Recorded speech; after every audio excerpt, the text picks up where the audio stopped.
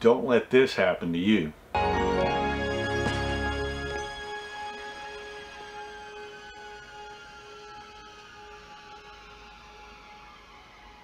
And don't make this mistake when planning your RV trip. Did you know that last year the RV manufacturing industry set a record for units built and sent out for sale? More than 600,000 units were built and sent out to dealers. Holy smokes. And we all know, and we've all been hearing for more than a year now, that the RV market is being flooded with full-timers and part-timers, which is really putting a congestion on RV parks, campgrounds, and all those places that we love to go. Have you ran into those problems? We have on occasion, but not often, but we have ran into them. So don't make our mistake, and make sure that you understand that you have to plan. This is not like it was 5 years ago. I mean, even when Alice and I started in Alaska in 2017 with our very first RV, we could wait until the last minute and go somewhere without reservations, unless of course it was one of those really popular places, right? You know, like Denali or the Russian River campground, where all the salmon fishing was. Shoot, that was having to schedule six months in advance. Even 5 years ago, to go there you had to schedule 6 months in advance. So, but things have changed since then, and they're progressively getting worse. Now, there are companies that are building RV parks and making more places, but they're not able to keep up with the pace. You know, think about what it takes to build something with permitting and all that stuff. So planning is crucial. Crucial. And I do a lot of the planning, but I always ask Gordon for his input on, you know, where to go, you know, what type of things are we going to do when we get there. And those are all of the things that we want to cover today and help you plan your next trip. So we've broken this down into like 5 sections that we think are kind of key and important, and in the way that we think about things, you know, of when we're getting ready to do a plan. Even when we thought about it before we were living full-time in an RV, because for us this kind of method just makes sense. Yeah. So just because we plan it in our way doesn't necessarily mean it's going to work for you, but hopefully some of these tips that we're going to share today will help you when you get ready to plan your next trip. So now a lot of these tips are going to be for whether you're a part-timer or a full-timer RV. Of course, a lot of full-timer RVs has got this planning things down with no problem. Some. And some people just like to wing it. Well, I'm not a winger. and you can't wing it anymore, especially not if you're going to a popular destination. So to get this kicked off, let's start off with tip number 1, or step number 1 for us, really, and that is, how do you plan where you're going to go? Right. You know, now for us, we just kind of talk things out, whether it's maybe something cool that we've seen on Facebook, Instagram, YouTube, something that a family member, friend, or somebody that's in our community has told us about, and we kind of maybe we'll put it on a list. And then we're like, hey, you know, let's go to South Dakota this summer. But it is just the 2 of us. And so it is easier for us to just have those discussions. Are you going with the family? Because we have had family vacations. We've planned those. And, you know, we would ask our kids, where would you like to go? Okay, so this is where we thought we would go. Now, tell me one thing that you would like to do while you're on this vacation. That way we can plan that into our vacation. Put it into the budget that we're going to have for our vacation. Budget? Did you say budget? I said budget. You said budget, but what I'm going to say is we were going to do a whole topic just on budget, but it's really kind of hard to do a topic just on budget because there's a lot of ways to look at it. Right. So you could have a set firm amount. You know, it's like, I can't spend any more than $3,000 on whatever the trip is. So that really kind of narrows your field, but for us, we don't think that you can set a dollar amount in advance. I mean, we have a hopeful dollar amount, of course, but you're not going to know what things are going to cost until you start doing the research. So now would be a great time for you to help us out by hitting the like button. Likes are free. Right. And they really do help. Right. Those likes, the more likes we get, the more people get to see our content. The more people get to see our content, the bigger our community gets, and the more people get to be involved in what we're doing and get to share information and ideas through the comments. So guess what that means? It helps you out too. You need to leave a comment so you can help us, so we can help you, so we can help other people. And you know, the cool thing is, if you hit the little bell and ring that little bell, that means you'll get notified every time we put out videos like this one, so you won't miss and make the mistake of not planning your RV trip far enough in advance. We decide how long we're going to stay. Right. Now, for RVers, it's a matter of, am I staying days, weeks, months? And then for us, when it comes to that, you heard us, you know, if you haven't seen it yet, we answered 35 questions in a question and answer video. One of the reasons that we stay at parks for a month is because of cost. Because of cost. You know? And like RV Living Texas that we did, that one, our daily rate for our winter camping has been under $16 a day because we stay for a month. Right. So you need to figure out how long are you going to stay at a place. Now, you may be restrained by, I get 2 weeks of vacation a year. So you're going to go for a 2-week vacation. How long is it going to take you to get there? How long is it going to take you to get back? How many nights do you really need to book that RV site? Right. Are you going to stay in one site? Are you going to stay in 2 different sites? You're going to move to a new park every 3 days? You know, those are the decisions that you need to make when you are planning on how long you're going to stay. Our planning all focuses around some apps that we use too. Now, since Alice uses most of these apps, I'm going to let her talk about it because, you know, she knows what she uses. She does most of the planning. Right. I say, hey, let's go somewhere. She says, okay, I'll make it happen. And she does. Somehow I do. So my favorite app is the RV Trip Wizard. A lot of full-timers use it. I'm sure that you've heard a lot of people talk about it. It's $49.99 a year. It's not very expensive, and there's a lot of information in that. And it's web-based, and it's on an app on your phone. Now, I use mostly on my computer just because it's got the bigger screen. It's easier for my old eyes to see it, and it's easier to make those plans on my computer sitting at home doing that. So Trip Wizard, RV Trip Wizard is a phenomenal program to use. You should look into that one. There's also other ones. Let me interrupt for a minute because I don't think she talked enough about RV Trip Wizard, so I'm going to say a minute or two here. So not only can you plan your entire trip there, but you can plan the route. You get to plug in your vehicle's height, your length, and all that, and it won't take you down a road with a 10-foot bridge when you got a 13-foot vehicle. It will avoid that.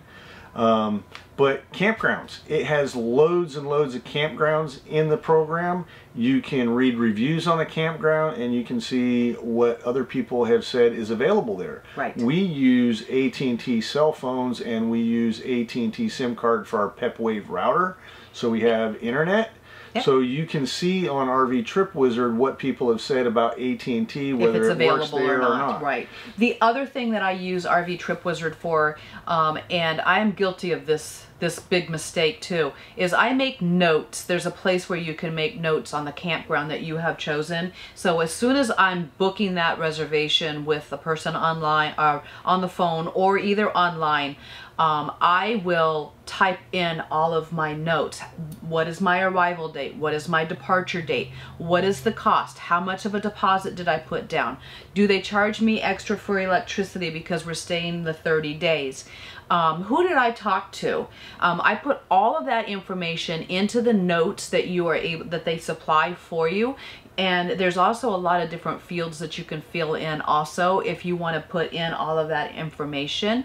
And so I, 30 nights, and then I fill in all of that kind of stuff. So there's definitely a lot of information that you can put into this program, and I do find it very, very useful. For us, it's kind of like a one-stop shop. Because it is. You don't need an Excel spreadsheet to track your Why have it in 2 or 3 different places? Have it all in one. Right, you can do it all there, because like when we build a trip, like we have a summer trip built right now, or building, so you have a starting point wherever you're at, like right now, and where you're going, and then you can plan all your stops along the way. You can even plan in fuel stops. Yep. Because fuel stops will come up on there. So you can plan everything in there, and it's all in one spot. Yeah. And the way she uses the notes prevents her from having to keep, you know, handwritten notes somewhere, or notes on a spreadsheet saying, you know, I've done the deposit of this, and our stay is from here to there.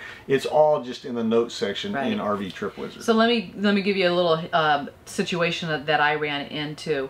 I was making notes on a pad of paper when we were making reservations for Maine last summer, and I had called like 3 different RV parks in one area, and I was finally able to find one of the RV parks that could accommodate us for the time that we were there. Well, I forgot to write down the name of the RV park with all of my notes. I made all of my notes. Made the down payment, everything. I just didn't write down the name. Yeah, didn't write the name down. So she's calling people, did I reserve for you? And when we were work camping, I would always receive those phone calls. Do I have a reservation with you on this day? So don't make that mistake. Make your notes, put them someplace where it's easy to get to, and you're not going to misplace them. Right. It's always accessible. Now, so for some of the other programs, I have looked into them. I haven't found them to be either much different, any more useful, or harder to use. But you have Road Tripper. That is $29.99 a year. I've never used it, but I've looked at it. I feel that RV Trip Wizard does the same type of thing, so why have more than one? And it's one I signed up for first. Right. So, you know, I hear more about that one than I do the RV Trip Wizard. I mean the Road Tripper. There's Google. You can, you know, you can just look on Google. There's Campendium. These are just places, and these are free places that you can go and to try to find your campgrounds in order to get your destination set.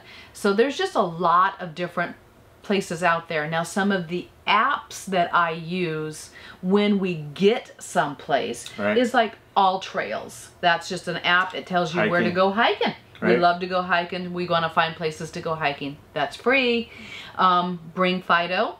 Bring Fido is really cool. If you haven't tried that, you need to go find it, download it, put it on your phone, especially if you got a fur baby, because that's why we use it. I use it when we go to restaurants. Who has a deck? Who has a patio that we could take our dog to? Who has, I mean, we've found some places, some restaurants actually have a menu for pets. Dogs. I mean, when we were at Lake Havasu last year at one of the restaurants there, and they had a small menu for dogs of different things that they could get for the dog and bring to the table. So it's nice to have an app that's for your dog, you know, and it does more than just like restaurants. You can find like dog parks and various things like that where you can take your dog.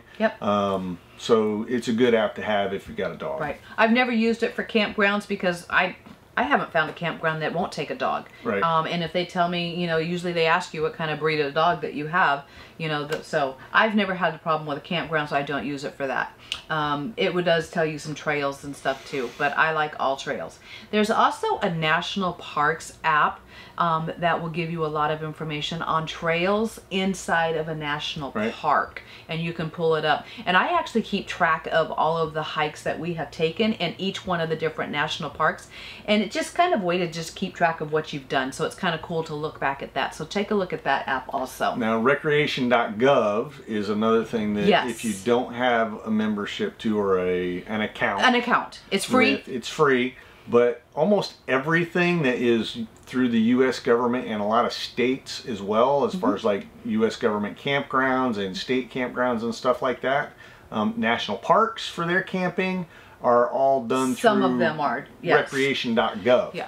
So you'll need a recreation.gov account, and you can make reservations that way, and we found that we used it on several places. Exactly. I signed up for it when we lived in Alaska, and I have actually used it to book a state park in New York and other places along the way also. But that just shows you how flexible it is, that you could use it in more than just one area. So it's good throughout the United States. Right, and some states, like Alaska was one, New York was one, through recreation.gov, if you don't have an RV or you're just looking for maybe a special little getaway, you can rent cabins through recreation.gov on hiking trails, and you can hike in for a romantic night out in the woods with 10 miles in. I don't know how romantic that is, but I'm not talking that trail, but you know, some of them, like in Fairbanks, was just off the side of the road. Yeah, that's true. That's true. So they're 100 yards off the side of the road.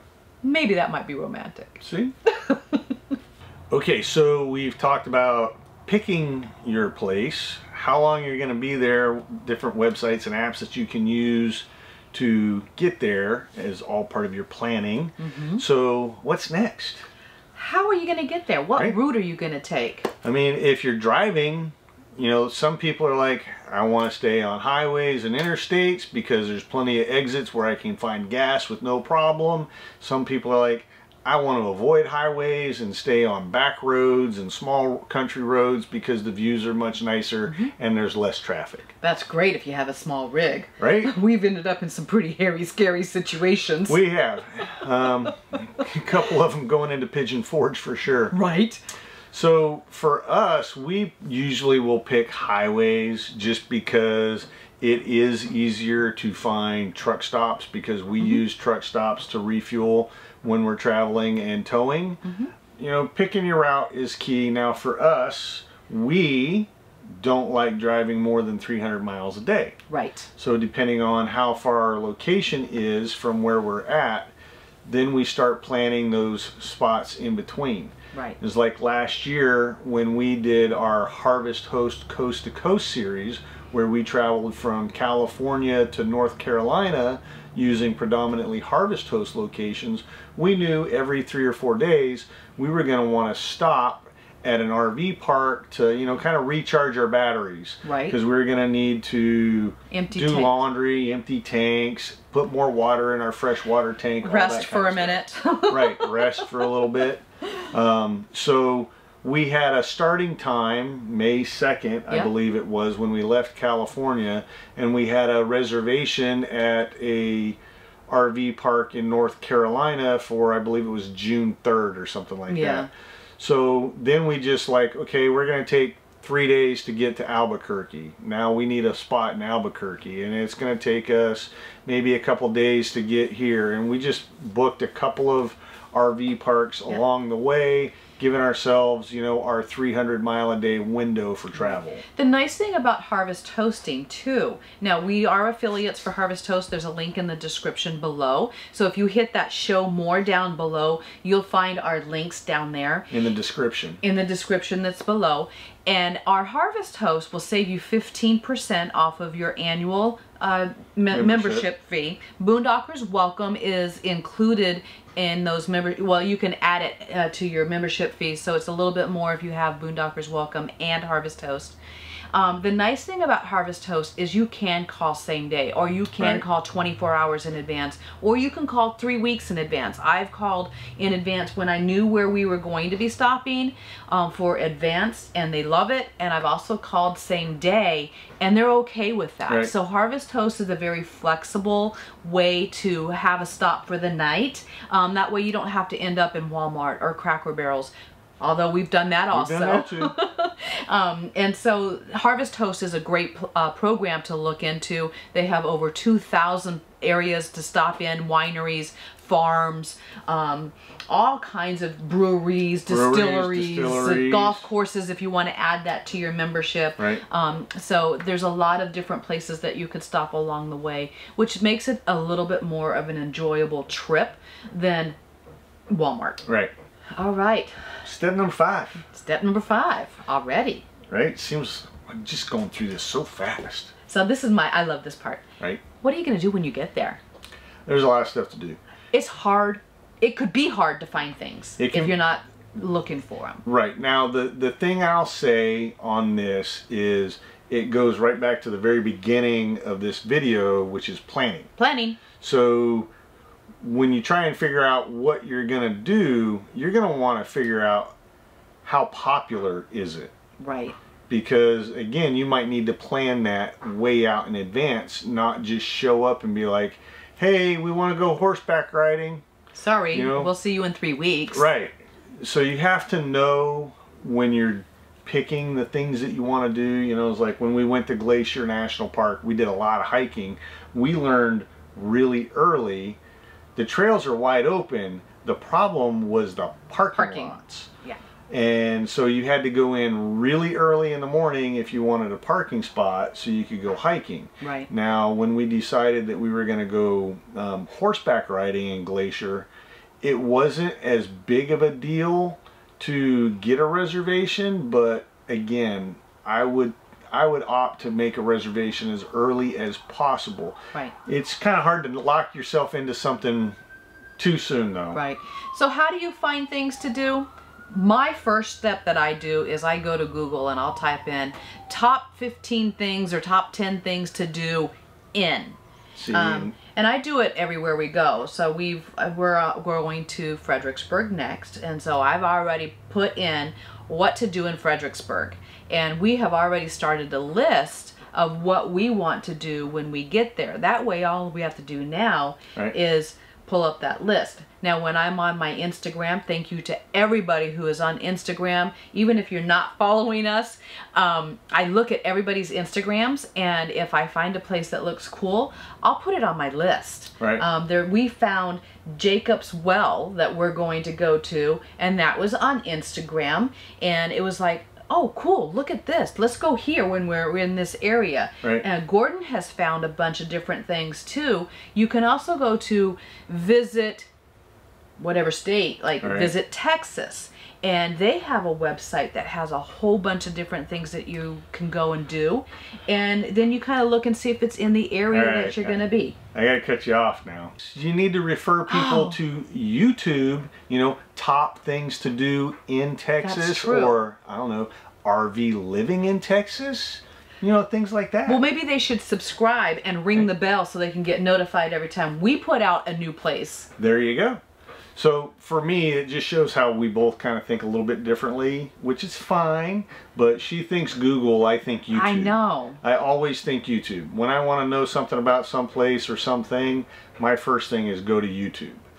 It's nice to be spontaneous, but sometimes you can't afford to be spontaneous. Right. You know, if you're going to go somewhere for a week, I'd say plan 3 or 4 hard days of what you're going to do and leave the other days for spontaneous, spur of the moment kind of things. Yeah. That way you can at least get those 3 or 4 things done.